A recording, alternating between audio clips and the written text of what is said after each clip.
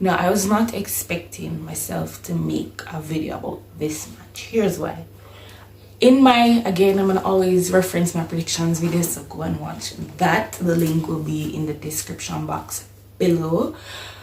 I thought that Bayern would, one, revert to their back four, two, have Manuel Neuer in the goal, and three, dominate as they've always done. I didn't see any of that. They chose a back three with some of their worst defenders you can think of, right? The lineup, it looked weird.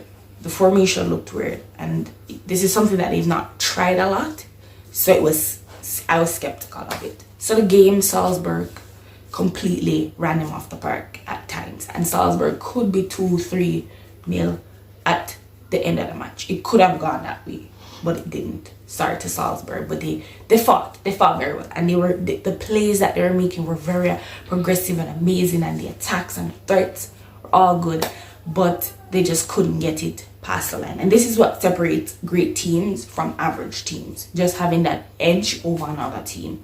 Bayern, on the other hand, we've seen cases where whether they revert to a back three or they don't have some of the best defenders in the lineup, they tend to suffer a lot.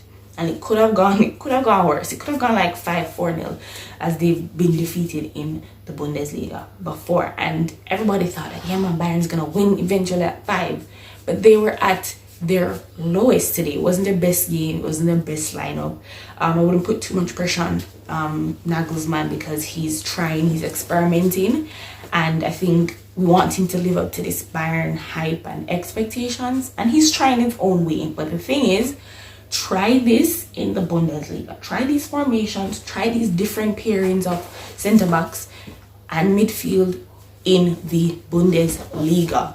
That will work. So yeah, I was disappointed with Bayern's turn, but I guess in the second leg they're gonna come alive, they're gonna score 5 goals. We're not going to remember about it. So that was my take on Bayern versus Salzburg. As I said, this was the biggest upset, the draw, and I hope we see a better second leg from them.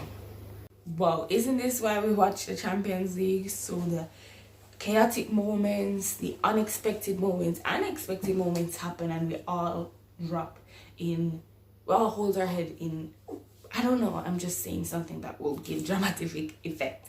But again, referencing my predictions video, you should click the link in the description and you'll see what the prediction was.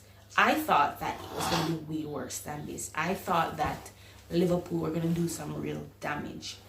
They didn't. Let's be fair, if Liverpool walked away as the losers in that match, none of us would be upset. None of us would be like, robbery, or oh my god, how could they have lost, because they deserve to lose.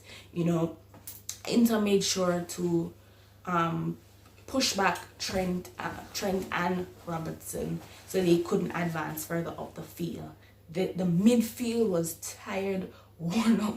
I don't know the midfield that they had, it had something going for them. Don't get me wrong, it had something, but at times there was too much space. There was too much space, and there was too much opportunities to be infiltrated, and Inter took that to their advantage. Where Inter went wrong now is in the final third. They couldn't get that ball just in there and get us, because Edin Dzeko, he dropped deeper on the wings. We saw a lot of changes in their attack, but there was nobody there. If there was somebody there, it was a miss. So they missed a lot of chances, same as Liverpool missed a lot of chances.